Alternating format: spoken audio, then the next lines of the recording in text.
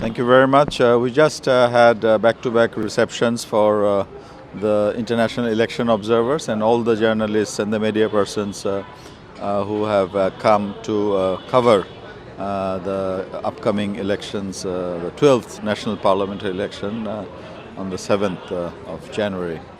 Of course, in India also you will be having elections in the month of May. And we are having elections now, and some other countries are also having election in the region. India-Bangladesh relationship is built on very strong foundations starting from 1971 and the sacrifices of the Indian soldiers and the Indian population in general.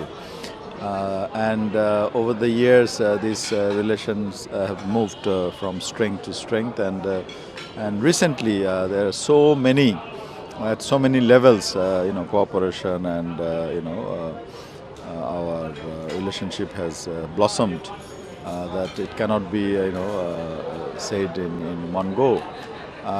One thing I would like to see is more progress in connectivity, and also projects, joint projects with mutual economic benefits. And already some of the foundations have been laid. Therefore, I think with good results in the elections, upcoming elections, both in Bangladesh and subsequently in India, these various connectivity-related projects will further be strengthened, and therefore the economic relationship between the two countries, which has also flourished in recent times in terms of higher volumes of trade from both sides. We would like to fully utilize the potentials of the complementarities of the two economies, and also Northeast India, as you know, is having accessibility issues. And we are building this deep sea port with the help of the Japanese. So this could open up new possibilities, not only for Northeast Indian states, but also for Bhutan and Nepal, who are also landlocked. So I would like to say that, or I'd like to see that coming years we will have a lot of these avenues not only explored, but actual implementation will be done.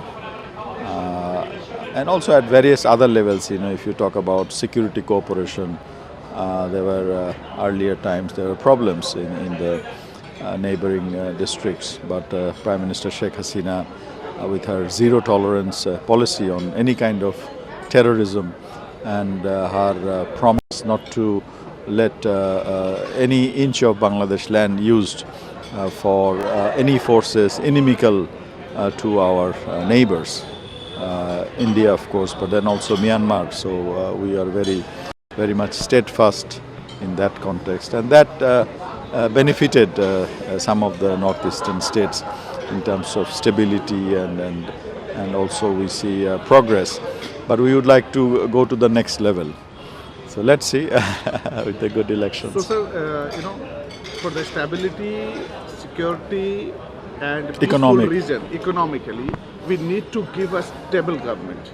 So, do you stability is a main focus to maintain and to develop more development in the country?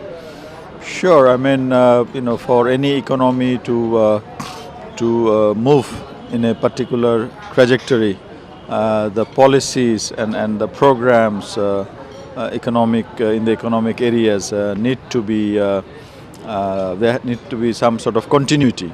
If you change policies, with the change of governments, then sometimes the economic progress is also hampered. But we have seen in the last 15 years with the Prime Minister Sheikh Hasina at the helm of the affairs, our economic progress has been very consistent, and our poverty reduction programs has really been successful. But also in the social areas like women's empowerment, health sector, and I mean, hardcore economic areas you can quantify, but some of these other softer areas we have also done tremendous progress. If you take it like, for example, inclusivity, so that our growth has been also inclusive, and inequality has been checked, and especially mainstreaming the women forces have also been very visible in the last few years. Therefore, all these policies have yielded positive results, and Bangladesh has already graduated from LDC group to a developing country group.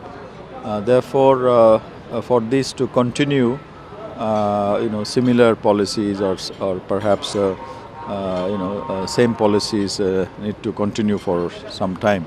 And also in the foreign policy area, our father of the nation's dictum of friendship to all and malice to all, also paying off in these difficult times.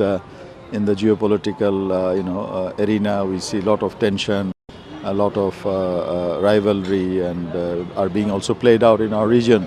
But Bangladesh has so far managed in navigating these difficult times by with the help of this dictum, so that whatever relationship we need to pursue with the different countries, we are doing that and making others understand our situation, and they all understand, and therefore so far that we are managing it well.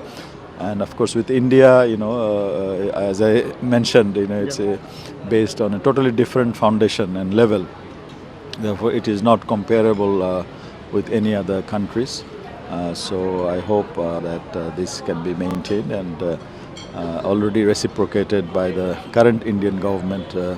Prime Minister Narendra Modi ji has time and again mentioned the Swarnali Adhyay, or golden chapter of the relationship, which is a model for any other regions. So we'd like to see more of it. Thank you. One more question, sir. How many international observers and how many countries are participating in the general elections? Because US and others are, they have their close eye to Bangladesh has witnessed free and fair elections on January 7th. Well, there are many international observers, I think more than 150 so far. Some are representing their countries, like various election commissions who have been invited by our election commission. But there are some international organizations also, like the Commonwealth, who usually does this. Then we have also expert team from European Union. We also have experts from NDI and IRI from America, USA. We have from OIC, Organization of Islamic Cooperation. We have Arab League. So, and also a lot of individual independent observers are here this time. And also media, so far I think 70 plus media personalities representing big houses, media houses, like from Japan, NHK and Yomiuri Shimbun and a few others, from Nikkei. From India there are many, of course, from BBC, from AP, AFP, Al Jazeera, so from most of the big business houses, big media houses, they are here. Some are coming from Germany, from Western capitals as well. Therefore, the idea is to open and transparent, so that they can observe freely the upcoming elections on the 7th of January, which the Election Commission is committed. Government has also earlier arranged committed to have a free, fair and participatory election. So now it is up to the citizens of Bangladesh to exercise their constitutional right and obligation. Although the opposition has been trying to create obstacles, and they have asked for bandh or strike or hartal from tomorrow for 3 days. That might affect some of the voters, but the government has arranged, and the election commission has they are under the disposal of the election commission, all the security forces, and I hope they will not be used or need to be used. Preparations are there to hold free and fair election, and which the international community should help us, because no country is perfect in terms of democracy or in terms of, this is a process. So Bangladesh is a young country relatively to some other countries, the Western democracies. So it may take some time. So we want guidance, help, cooperation from all sides. Thank you. Thank you so much, sir.